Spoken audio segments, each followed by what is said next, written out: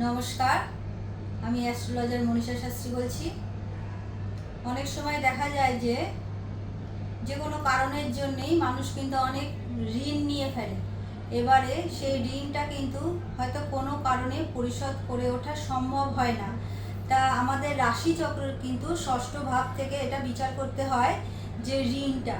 তা সেই জন্য অনেকে ধরুন কারো সপ্তমপতি ষষ্ঠে চলে গেল, সেখানে কিন্তু সেই জাতক বা জাতিকা ব্যবসার কারণে ঋণটা নেবে। অনেক সময় দেখা যায় যে রাশিচক্রটাকে দেখতে হবে, নবমপতি যদি ষষ্ঠে চলে যায় তাহলে কিন্তু অনেক সময় অনেকের ভাই বোন থাকে, সেখানে তাদের বিয়ের জন্য হয়তো লোন করে ঋণ নিয়ে নিল।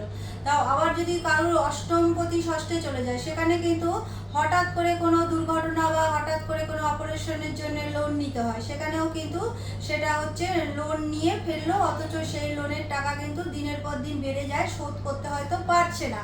আবার যদি দেখা যায় যে দ্বাদশপতি ষষ্ঠে চলে যায়, সেখানেও কিন্তু বলা যায় যে সন্তানের কারণে, সন্তানের অনেক সময় দেখা যায় না, অনেক বাচ্চারা অসুস্থ হয়ে যায়, তাদের চিকিৎসার জন্য দূরে দূরে যেতে হয়, বা তাদের জন্য তাদের সুস্থতার জন্য টাকা পয়সা কিন্তু ঋণ করতে হয়। তাহলে যে কোনো কারণেই ঋণ হোক না কেন, যদি দেখা যায় যে যে ঋণটা হয়ে যাচ্ছে, সেটা যে কোনো কারণেই হোক না কেন সেটা শোধ করা যাচ্ছে না বা ভীষণ সমস্যা হয়ে যাচ্ছে, সেক্ষেত্রে আপনারা বৃহস্পতিবার একটা গণেশজির পিকচার নেবেন, ছবি নেবেন, তার সামনে 5টা লাড্ডু দেবেন।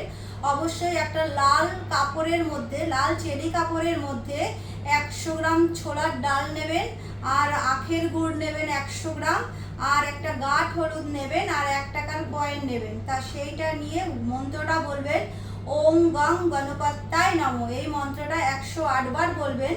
আর বলবেন ওম গ্রাম গ্রিম গ্রম সহ গুরুবে নমঃ। এই মন্ত্রটাও 108 বার বলবেন।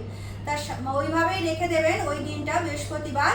পরের দিন শুক্রবার ওই লাল কাপড়টাকে মুড়িয়ে নিয়ে আপনারা কোনো নদীতে বা কোনো গঙ্গায় আপনারা এটাকে ফেলে দিতে পারেন। এরকমভাবে 21টা বৃহস্পতিবার আপনাদের করতে হবে। যদি প্রত্যেক বৃহস্পতিবারই এটা আপনারা না ভাসাতে পারেন, এই লাল কাপড়টা যেটা বললাম চেলি কাপড়ের মধ্যে জিনিসপত্র নিয়ে তারপরে আপনার রেখে দেবেন। টোটাল 21টা হওয়ার পরও আপনারা এটা গঙ্গায় ভাসিয়ে দিতে পারেন। তাই এইভাবে করলে যেই কারণেই আপনারা ঋণটা নিয়েছেন না কেন, যদি না শোধ করতে পারে, এই কাজটা করুন। আস্তে আস্তে দেখবেন যে আপনারা ঋণের জায়গাটা থেকে মুক্ত হতে পারবেন।